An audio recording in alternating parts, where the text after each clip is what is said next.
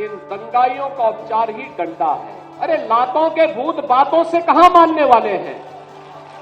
पश्चिम बंगाल स्थित मुर्शिदाबाद और 24 परगना जिले के भांगड़ में हुई हिंसा के बाद स्थानीय प्रशासन का दावा है कि हालात नियंत्रण में हैं। इस बीच उत्तर प्रदेश के मुख्यमंत्री योगी आदित्यनाथ कहां चुप बैठते। उन्होंने मुर्शिदाबाद में हुई हिंसा को लेकर दंगाइयों को खूब लताड़ा है।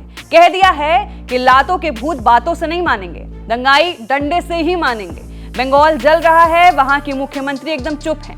दंगाइयों शांति दूत कहती है। 2017 के पहले के उत्तर प्रदेश को हर दूसरे तीसरे दिन दंगा होता था। बहनों और भाइयों, इन दंगाइयों का उपचार ही डंडा है। बिना डंडे के मानेंगे नहीं। आप देख रहे होंगे बंगाल जल रहा है, वहां की मुख्यमंत्री चुप है। दंगाइयों को शांति दूत कहती है। अरे लातों के भूत बातों से कहां मानने वाले हैं। लेकिन सेकुलरिज्म के नाम पर इन लोगों ने दंगाइयों को दंगा करने की पूरी छूट दे रखी है। पूरा मुर्शिदाबाद पिछले एक सप्ताह से चल रहा है, सरकार मौन है।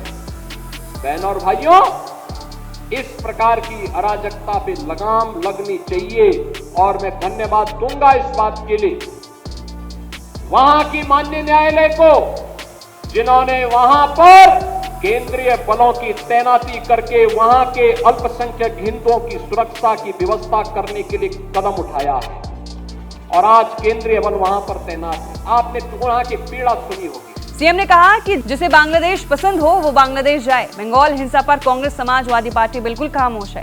सेक्युलरिज्म के नाम पर दंगाइयों को खुली छूट दे दी है। दंगाइयों डंडे से ही मानेंगे। जिससे बांग्लादेश पसंद वो बांग्लादेश जाए। बंगाल हिंसा पर कांग्रेस समाजवादी पार्टी बिल्कुल खामोश है।